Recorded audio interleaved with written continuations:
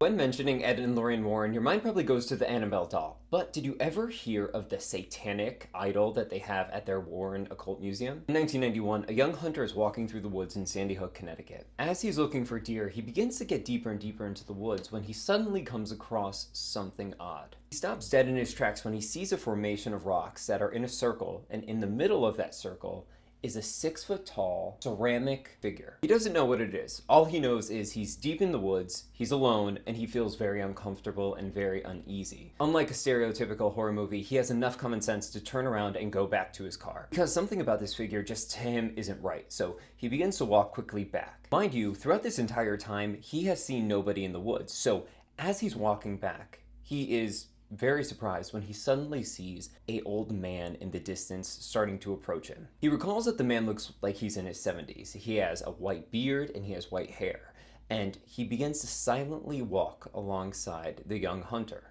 To make matters even more creepy, he's dressed in head-to-toe black. The hunter is obviously freaked out, and after a few minutes of quietly walking, he finally turns to the man and says, "How do I get out of here?" And then without a word, the man points to the right.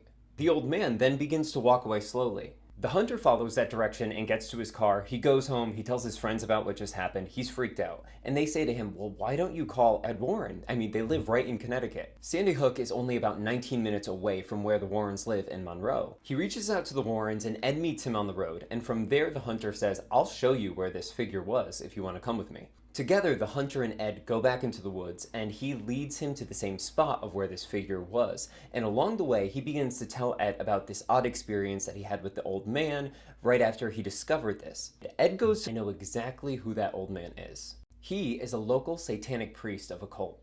And once Ed sees the figure in the woods himself, he knows it's a satanic worship idol. He doesn't want to leave it in the woods, so he takes it home to his museum. And then 3 days later at their home, a warning attack happens on Lorraine.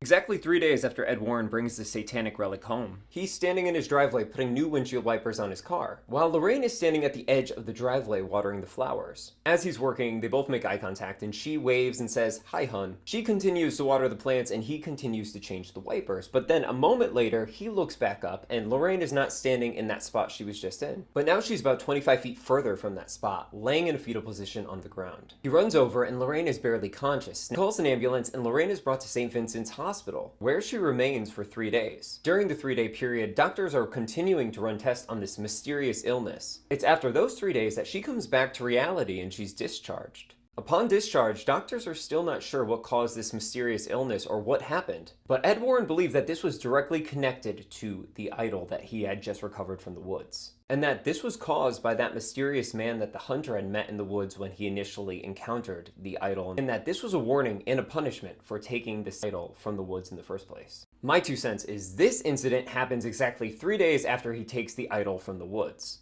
Lorraine is then affected by this mysterious illness for 3 days exactly. So, if this was linked to the demonic priest, just saying, it could be mocking the Holy Trinity of the Father, Son, and the Holy Spirit. It makes sense. As a Connecticut resident myself, I would love to share more stories about the Warrens and their cases, especially the items that are lesser known. If you have any specific requests, please let me know. Yesterday we talked about the satanic idol from the Warrens Museum, but today we're talking about the Doll of Shadows. According to Ed Warren, this doll was created with the intent of causing harm through dark rituals. The face is made out of a papier-mâché material, while the mouth is fitted with a single human tooth on the inside. Black feathers are placed on top of the doll's head, while nails and animal bones protrude from the doll itself. The story behind it is a young couple of doll collectors pick up this item from an antique dealer, who practically gives it away to them. I mean, warning sign number 1. On the first night that the couple brings the doll home, they go to bed and everything is normal, until both of them experience a series of horrific nightmares. And when they wake up, it's claimed that there's scratches all over their bodies. The following night, they experience another series of nightmares.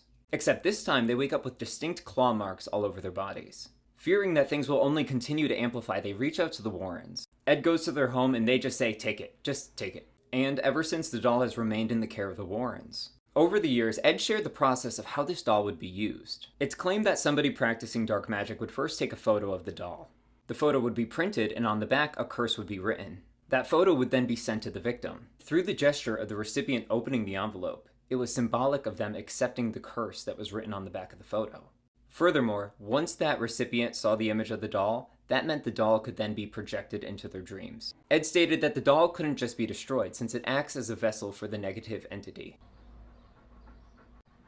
You've probably heard of the Conjuring movies, but have you heard of the Conjuring mirror? The second movie hints at this when Lorraine Warren's character's in the basement of the Amityville home. But the real mirror has its own backstory. This mirror was taken from the home of 55-year-old Steven Zellner. He kept the mirror hung in a dark room, and across from it he would sit in a chair with a red light behind his back. For hours he would gaze into the mirror, and he would perform long incantations to conjure the spirit world. Initially, he was performing this ritual to ask his dead relatives to come forward. After 2 weeks of seeing nothing, he begins to see subtle movements out of the corner of his eye. And as weeks pass, he begins to become more obsessed with the mirror, giving it all of his energy. After months of perfecting his rituals, he claims to begin seeing full apparitions in the mirror. He also claims that he can start seeing events that are going to happen. His obsession kicks into full gear when he begins to project people from his life into the mirror itself, essentially using the mirror as a voodoo conduit, where he would envision bad things happening to people. Allegedly, some of those things had happened. With his obsession, he essentially became arrogant to the basic rules of the rituals that he was doing, and I quote,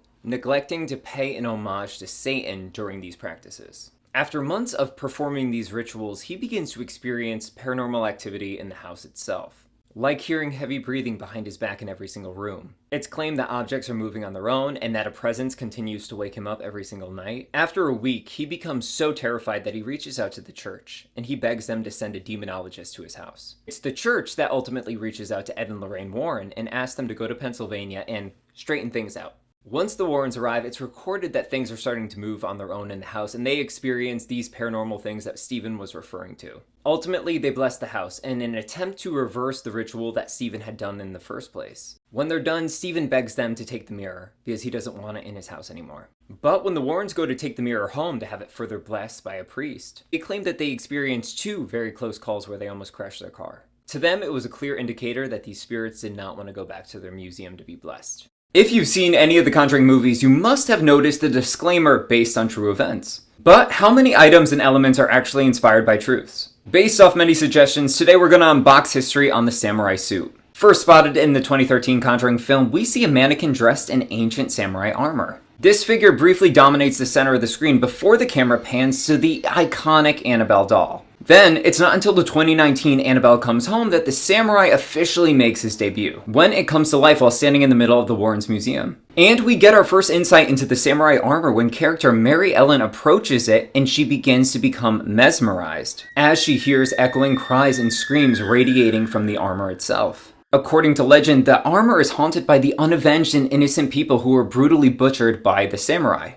and that during their horrific and untimely death, their spirits fused with the armor itself. So, if you're alone with the armor, you could still hear the echoes of people screaming for their lives. Which sounds horrific. Turns out this item as a whole is completely fictional. The film's screenwriter Gary Dauberman created this concept. Turns out he and James Wan have discussed ideas about making this into its own slasher film. Inside the Warrens Occult Museum, there's this mannequin dressed in white, and she is an homage to the infamous Connecticut White Lady. And no, I'm not talking about a middle-aged white woman named Karen. In Easton, Connecticut, there is a graveyard named Union Cemetery. It's been noted to be one of the most haunted graveyards within the US. That is thanks to the White Lady, a young woman who's been described as having long black hair and a long white flowing gown. Over the last 80 years, she has been sighted at night wandering among the gravestones, but also among the surrounding roadways, terrorizing drivers, some of which have even claimed to actually hit her with their car. These witness reports range from the police that patrol the area, to local residents, to even the infamous Ed Warren, who has actually claimed to capture her on video back in September 1990. And on a personal note, I live in Connecticut and I grew up here, so I do have a relative who has claimed to have seen the White Lady. Since I live here, we're gonna go to Union Cemetery together and hang out. You know, I've never been. But back to the documented cases. Back in 1990, a man named Rod was driving home from work late at night when he sees something out of the corner of his eye in his passenger seat. He quickly turns his head and sees an old man sitting next to him in 1930s attire.